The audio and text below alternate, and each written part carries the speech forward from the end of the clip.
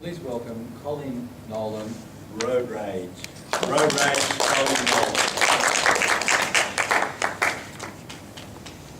There were so many USB sticks today. I apologise for that interruption, but everyone had a PowerPoint presentation that there was not enough spaces in the computer to put it, so apologies for that. So as Ken said, most of you probably wouldn't have guessed that I used to drive buses for State Transit Authority. I went out to Google into their image library. I've driven that bus.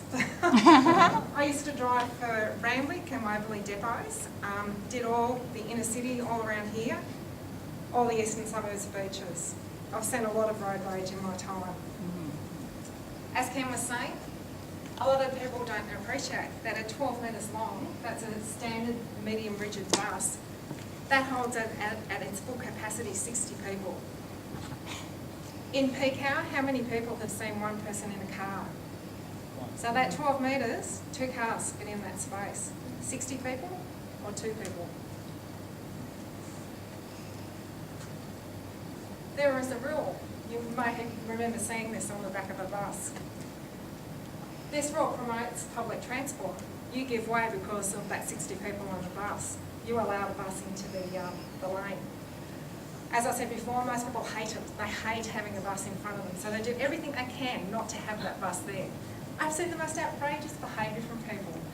Overtaking on blind corners, double lines, all that chicanery and cement that you get in the middle of the road. With the bus in front of them, they'll overtake on a crossing. They don't even care about other people's personal safety.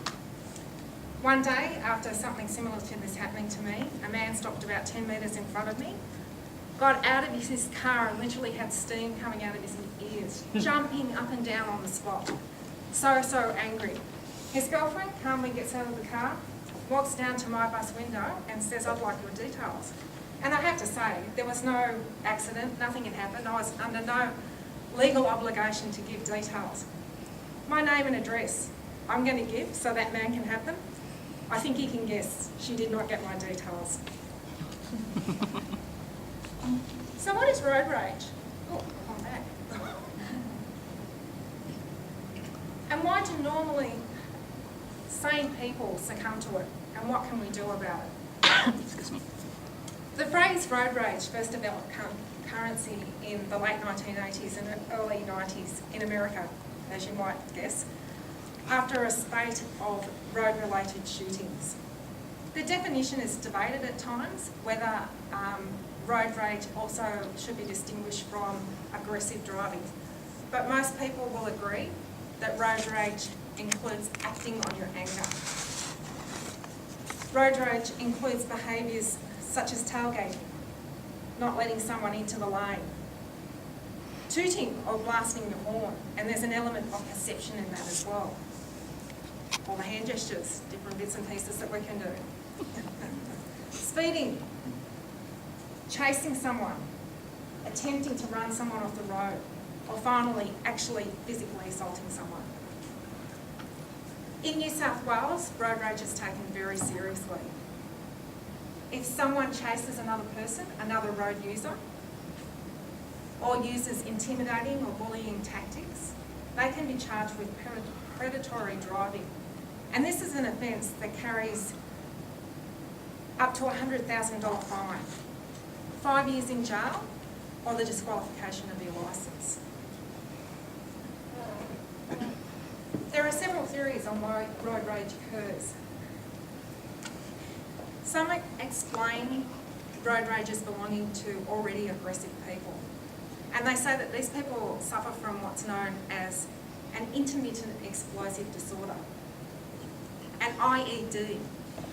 We've heard that acronym before from the war in Iraq, an improvised explosive device. These people who are already aggressive and already on a hair trigger, if you will view incidents in a magnification, they will see something small as much larger than what it actually is, and then erupt in an uncontrolled anger. This is actually seen as a mental disorder. It is actually listed now in the Diagnostics and Statistical Manual for Mental Disorders. But this does not explain you're usually mild-mannered, average person who starts flipping the bird and swearing at another person. Behaviours that they would never do face to face. For example, if you're in the supermarket. Social psychologist William McKell did a lot of research into the area of road rage, and he came up with a theory about it being territorialism. When we get into our car, we're in our own private space. And then we have a sense of personal space that goes beyond the car. The next person is in their private space with their own sense of personal space around that car. And they drive on a public road. But there are some people who have a sense of that public road being their personal space. It's their private road. So when there is an infraction, when there is flipping the bird or being cut off, it is like you have walked in and trespassed in their home. And the reaction is the same. It's like a self-defence.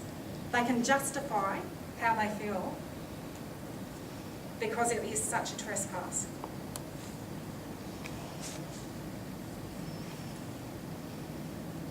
William Schlenko also stated that one of the best indicators for road rage is, guess what it is?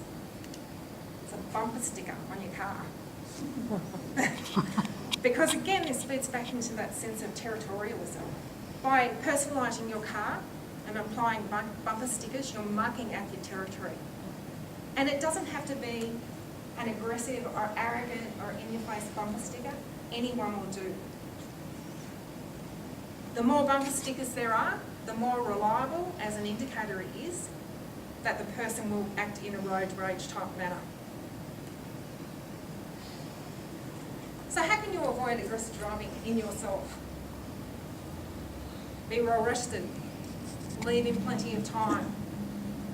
Don't react to other people on the road. When I was researching this on the internet, a lot of it came back down to being self-aware and being conscious of yourself. There were recommendations that you should meditate. Even within the car, have soothing music and be calm. And what if you are the victim of road rage? What if someone is acting aggressively to you? First of all, you can be proactive in preventing it. So you act courteously to other drivers, you allow them in if they need to get into your lane. You drive in a predictable manner. But if you find that someone you think is following you, you can use tactics or strategies such as turning left for 4 times to confirm whether that person is following you or not. You can go to a very well populated place such as a police station to make sure that you're not harmed. Keep your windows up, lock the doors. Fellow Toastmasters, it's up to all of us to make sure that ourselves, our passengers and our fellow road users are safe. And most of the time we can look at the incidents and say, it doesn't matter, and let it go. Thank you. Thanks, Colleen.